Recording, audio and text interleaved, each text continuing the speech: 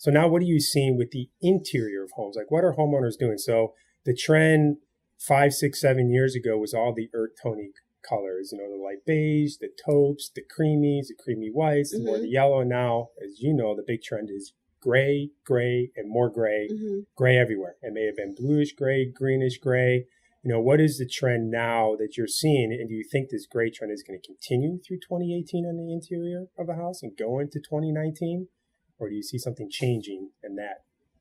So I've always believed that color can't be based on trend in your particular home based on your light, right? So gray obviously is a trend, but I've noticed, and I think Benjamin Moore called it when they made a Caliente their which 2018, which was surprising. Right.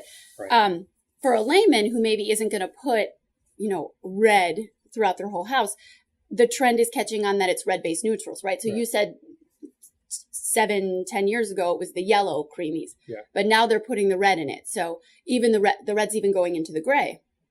But the trend I'm seeing is more creamy neutrals, red-based, right? So, Shaker beige is a timeless neutral. It's got a little bit of a red undertone. Muslin has that little bit of a red undertone. Right. So those red undertone colors, but they work really well with the gray, the red-based grays as well. Right. Do you have some colors you could recommend to homeowners that are selling their house and trying to update it? Let's say they painted their house 10 years ago and those colors are outdated and they're trying to update it to make it more appealing to buyers that are coming in. And also homeowners that are purchasing a house that may have the old colors, maybe it's the same color, of what to use in kind of a neutral or your common space, staircase, hallways, maybe the first floor area. Do you have any colors you can recommend? Because I think, what I see a lot of, and I think the trend is going away from that because it's not so red, is the Stonington gray, the Wickham gray, but that trend I think is going away from that, if I'm hearing you correctly, more to the reddish grays. Well, the difference, blue and red, right? So cool tones feel great, but sometimes they feel chilly. So if you don't put them in enough space that get enough warm light, they can feel cool. Right. So those red-based colors, I think people are recognizing that they make the space warmer. Right. So, taking that gray trend and adding red to it, Edgecombe gray, Balboa mist, those warmer based colors that still give you the red, but then also give you the gray. So you're starting to bring the trend together. It's so important with those colors that they are tested in those large spaces. And you're going to touch on that, but that's a key. Yeah, I think when you talk about testing, the big part was when you test in the interior of your home is to put samples up in the same room you want to have that color, but on different walls because of the lighting that may be coming in. Because there's a lot of times to work on a house and a homeowner will say, well, why did you paint? What happened here? That wall color is different than that wall color. I'm like, trust me, it's the same color. It's just the shadowing. It's the way that light that's hitting it right now. So we will literally have to sit there and dip the roller in the same paint and roll it on there and doing it. And then you see it dry. I'm like, I cannot believe it. It looks like two different colors. So you have to make sure that you're looking at it at morning, afternoon, evening, overcast days, whatever it may be, even a cloudy day, to make sure that that color is what you want in the house. With that being said, what are people choosing on the interior of the house to make these color decisions? Is it bedding? Is it pictures? Is it rugs? Is it furniture? Is it everything? Is there something that people focus on, like in a family room, a living room, a dining room, a kitchen, a bedroom? I mean, what's the spectrum that people are going through as they're walking through their house and you're working with them to pick different colors for their home? Well, it's, as you can imagine, people who are painting their house usually aren't going to be able to redecorate. Right. So that is a key factor. You use what you have. The factors that I take into account are light, right? So if I have a house that gets full southern exposure in the front of the house, sometimes I want to cool those spaces down so it doesn't feel warm all day in the front of the house. So those are factors, things that are not changing. If you have really warm floors, warm cabinetry, backsplashes that are not changing, you have to take that color. And I use sheets, but you can always take a board and take that board throughout the house and watch how that color changes, because I do see a trend of people taking one color and putting it through the whole first floor. Because as you know, that color is going to look different in every single space. Those accessories, I think people are getting bolder with so that their wall color can take a step back. Right. Is what I'm finding, that they're not necessarily putting that color on the walls. They're putting it onto their textiles and letting the walls support those textiles. Okay, so is it the opposite of the exterior? We're talking about the exterior, they're putting that punch of color maybe in the shutters or the front door. Do you see that anywhere? Or is the I've noticed less and less of accent wall colors and more of accent paper hanging. Yeah. That's drawn. That used to not happen even 5 years ago. Everybody's wallpaper down, accent color up. Now it's just paint the room the one color and hang some sort of wallpaper with a design or pattern or texture to it. Is that a trend that you're seeing?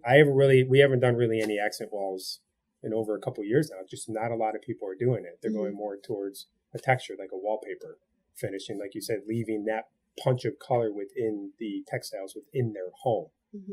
Well, and that's what paper does, right? I love paper, and designers have always used paper, but people were afraid to make the commitment to paper. It's not that big of a commitment. It's like it's a piece of art for your home. So, yes, accent walls are taking a step back. I've never been an accent wall person because they change the shape of the space. They can make things feel heavier. So I feel like sometimes you could take a small space. So in a lot of homes, I think I've noticed my clients have also taken on the sensibility where if you take a bold color and you put it in a space you move through quickly, you get that feeling of that color that you love, but you're not going to sit and read a book in there necessarily. So powder rooms, butler pantries, small mud rooms. You know, I try to stay away from the fun laundry room because it's not fun.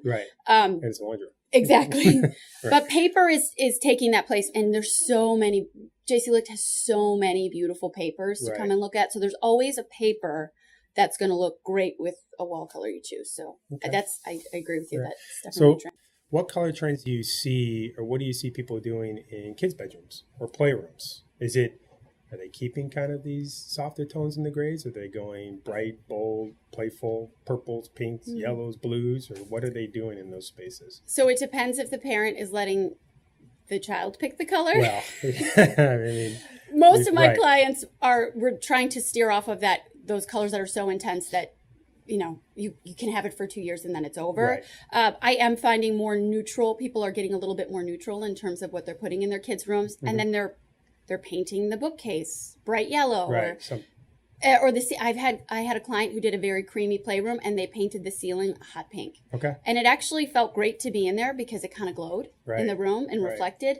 So I think parents are taking some of the color off the walls, painting the bookcase, you know, painting the doors. Putting your splash of color in there and not actually on the It doesn't have to hit the walls. Exactly. So just dialing it back a little bit. What complementary trim colors do you see going in the houses with the grays? You know, so do you have a couple of trim colors you can recommend that people are using? So all white has an undertone, right? You could start at the whitest white, but I have a lot of clients who get stuck with white because they put a million, and then they start to compare the undertones, which doesn't matter. Again, if they're never together again, you will never see that undertone. White Dove is a Benjamin Moore classic, right? Because it gives you the creaminess, but there is gray in it.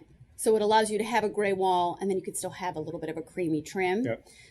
Decorator's White tends to be really beautiful. You have to be careful with the warmer tones with Decorator's White. Sometimes it gets a little too cool next to my warmer grays.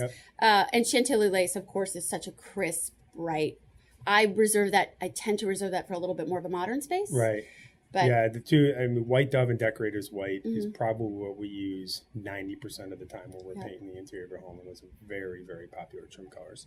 So to wrap this up, what are your thoughts on trends for 2019, exterior and interior wise? As you see any colors coming to the market that you think people are going to be choosing more for the exterior of their home, whether or not it's for the body of the house or the front door of the house? And the same thing with interior. Is it going to continue going these grays, the reddish grays? Or are we going to shift back to the taupey earth tone colors? We're going to go to more greens. I mean, do you see anything coming in 2019? So in terms of interiors, I think this red creamy trend is going to keep going. In my opinion, I think people are getting more comfortable being in the whites again. Everybody seems to want more light. So I think it's still going to always have some sort of warm undertone, but I do see things getting creamier on the interior. And more people are getting more comfortable taking the same color and moving it through multiple spaces as opposed to that every room has to have a different personality. I think everyone's starting to understand that light is a catalyst, so it does change the color. And then the bold colors, of course, on exteriors, you know, people were getting heavy into navy. You're seeing these dark navy homes. I I do think that there is a trend of homes getting darker. I don't think it's always necessarily a navy. Right. I think sometimes it can be more charcoal. I've done a lot of really rich taupes on exteriors, and they're beautiful. You know, as long as it gets the right light and all the other materials and the exterior support it, Right. I do think darker homes are going to become more popular. Noticed that a little bit with the darker homes. We've done a lot of dark grays this season. Even last year, we were doing some custom colors of dark grays on the home, and even darker charcoals, darker charcoal, almost black shutters that go with it, and this very bright, vibrant front door to kind of offset that off. So, okay, well, Julie, thank you for your time. Appreciate it. Hopefully, all the information out there is helpful for everybody. Thank you much. Bye bye.